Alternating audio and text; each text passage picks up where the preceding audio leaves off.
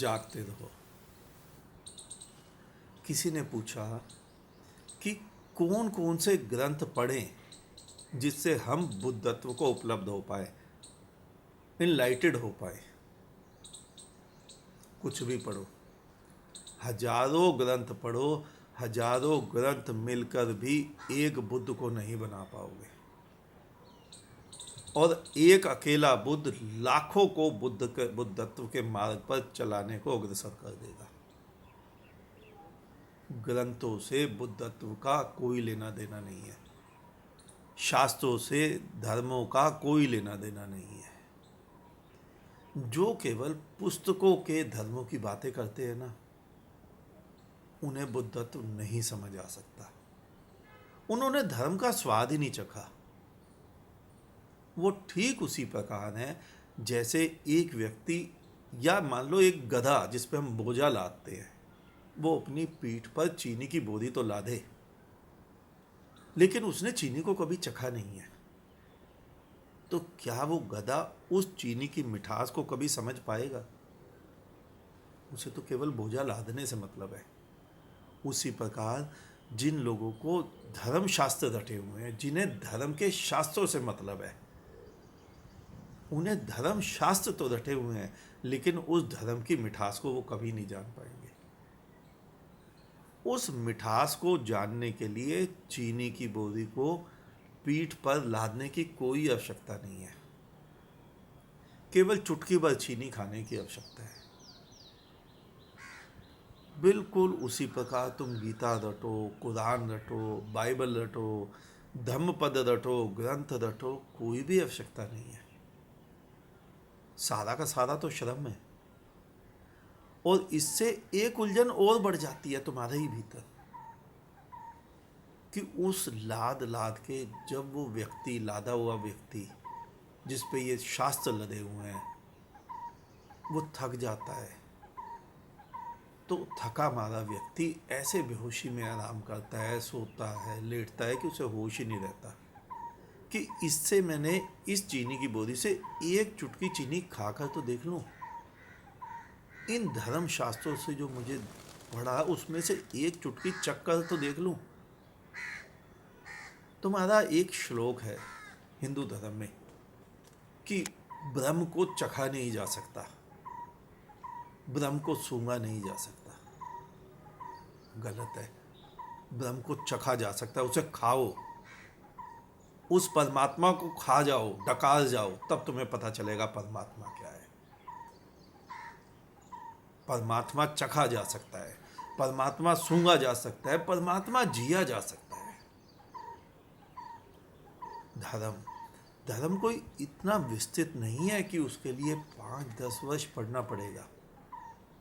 जैसा तुम सभी के हिंदू धर्म के पंडित पुरोहितों की पढ़ाई होती है, या मुसलमानों में, इस्लाम में इल्म सिखाया जाता है। जो लोग धर्म को केवल हिंदू, मुस्लिम, सिख, ईसाई या केवल धार्मिक ग्रंथों से ही समझते हैं ना, वो ठीक उसी प्रकार है जैसे कि वो धर्म की पुस्तकों को पीठ पर लादे हुए हैं। उन्होंने ना कभी धर्म को जाना है और ना कभी जान पाएंगे, क्योंकि वह खोज ही गलत दिशा में रहे हैं। जब तक वो धर्म को पुस्तकों के अंदर बंद किया समझेंगे, जब तक वो धर्म की पुस्तकों से वास्तविकता में परमात्मा को प्राप्त नहीं कर पाएंगे, तब तक उनकी सारी पुस्तकें व्यर्थ है और तुम्हारा उन्हें पढ़ना भी व्यर्थ है। जो कोई भी केवल पुस्तकों को पकड़कर धर्म चर्चा करता है, पुस्तकों को पकड़कर कथा सुनता है, कथा सुनाता है, वो कर क्या रहा है? वो बिजनेस कर रहा है, वो व्यापार कर रहा है। तथा तुम में से जो लोग उन कथाओं को सुनकर सोचते हैं कि वो धार्मिक हैं, वो ठीक उसी प्रकार है जैसे एक व्यक्ति ने चीनी की बोरी को पीठ पर लाद लिया, लेकिन चीनी को कभी नहीं चखा। धर्म का सार ही यही है कि परमात्मा खुली आंखों से दिखना चाहिए, परमात्मा की मुस्कान दिखनी चाहिए, परमात्मा का अनुभव तुम्हें चारों तरफ होना चाहिए। यही तो धर्म का सार है। और वो परमात्मा परमात्मा दिखता है, वो अल्लाह दिखता है, उसका दीदार होता है। मैंने पहले भी एक वीडियो बनाई थी, मैंने उसका नाम शायद रखा था नंगी आंखों से दिखता है परमात्मा। डेफिनेटली दिखता है, लेकिन बुद्धों को दिखता है, बुद्धुओं को नहीं। बुद्धू बुद्धू तो धर्म के वस्त्र पहन सकते हैं, धर्म का चिन्ह धारण कर सकते हैं, धर्म के नाम पर लड़ सकते हैं, धर्म के नाम पर लड़वा सकते हैं, लेकिन धर्म को पा नहीं सकते। धर्म पुस्तकों की वस्तु नहीं है, धर्म तो जीने की वस्तु है। जैसे पुस्तकों में पढ़कर तुम आत्मा की बातें करते हो, आत्मा के आकार की बातें करते हो, आता है, मैंने कई शास्त्रों में पढ़ा है कि बाल के अगले हिस्से के 10,000वें हिस्से के बराबर तुम्हारी आत्मा है। केवल व्यर्थ की कवायद लगाई हुई है। क्या आत्मा इतनी सस्ती है कि तुम्हें मुफ्त में मिल जाती है? नहीं, आत्मा का निर्माण करना पड़ता है। वो आत्मा का आकार नहीं है, वो तुम्हारा आकार है। अगर आत्मा का ही आकार होता, आत्मा इतनी सस्ती होती कि सभी को मिल जाती, तो तुम्हारे और बुद्ध में कुछ अंतर ही नहीं था, तुम्हारे और चैतन्य में कुछ अंतर ही नहीं था, तुम्हारे और नानक में कुछ अंतर ही नहीं था। आत्मा कमानी पड़ती है। जीवन में जो कोई भी आँख खोल कर जाग कर स्वयं को पहचान लेता है, वो आत्मा कमा लेता है। और जो आत्मा की बातें करते हैं, बातें करके संतुष्ट हो जाते हैं, जो उन बातों को सुनकर संतुष्ट हो जाते हैं, वो जीवन में आत्मा को नहीं पा सकते, वो जीवन में बुद्धत्व को नहीं पा सकते, वो जीवन में परमात्मा को नहीं पा सकते। हजारों पुस्तकों को याद कर लो, रट लो, समझ लो, लेकिन कितनी भी पुस्तकें मिल जाएं, एक बुद्ध नहीं बना पाएंगे। पुस्तकों से बुद्ध बनते हैं कहीं?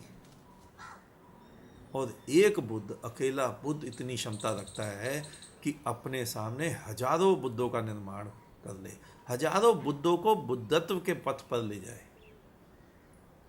धर्म, धर्म, तुम्हारा धर्म यानी रिलीजन। लेकिन मैं रिलीजन की बात ही नहीं करता, मैं रिलीजियस होने की बात करता हूँ। रिलीजियन को जानकर, रिलीजियन को पाकर तुम क्या करोगे? कुछ भी तो नहीं। मैं रिलीजियन नहीं सिखाता, मैं रिलीजियस होना सिखाता हूँ। मैं धर्म नहीं सिखाता, मैं तुम्हें धार्मिक होना सिखाता हूँ।